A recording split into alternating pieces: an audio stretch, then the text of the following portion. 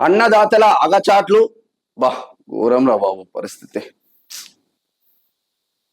దుక్కి దున్నింది మొదలు పంట పండించేదాకా గొడ్డు కష్టం చేస్తున్న రైతులు చివరికి ఆ పంటను అమ్ముకునే క్రమంలో అసవులు బాస్తున్నారు. కొనుగోలు కేంద్రాల్లో వడ్లు ఆరబోసుకొని సర్కారు ఎప్పుడు ధాన్యం కొంటదా అని నడి ఎండల్లో ఎదురు చూస్తూ వడదెబ్బతో వడ్లపైనే పిట్టలా రాలుతూ ఉన్నారు.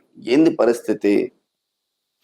ఎవడైనా ఈ రాష్ట్రంలో గాని దేశంలో గాని లాభం ఆశించకుండా పనిచేస్తున్న వాడు ఈ రాష్ట్రంలో దేశంలో ఎవడైనా ఉన్నాడంటే వాడు ఒక రైతు మాత్రమే.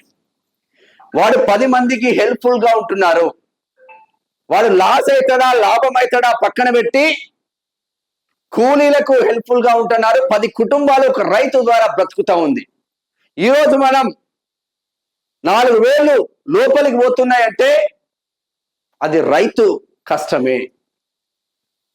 ఆ రైతే లేకపోతే అడుక్క తినే పరిస్థితికి మనం వస్తాం.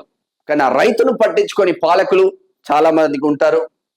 రైతే రాజులు చేస్తాం, రాష్ట్రంలో మొత్తం రైతులను రాజులను చేస్తామని గప్పాలు కొట్టే నాయకులందరికీ నిజంగానే దేంతో కొట్టినా తక్కువనే.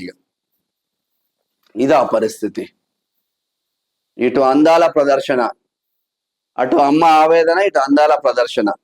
ఈ రాతలు ఎందుకో కేసీఆర్ ఉన్నప్పుడు రాయకపోతే నమస్తే తెలంగాణ అప్పుడు లేవా సమస్యలు? కేసీఆర్ ఉన్నప్పుడు రైతుల సమస్యలు లేవా?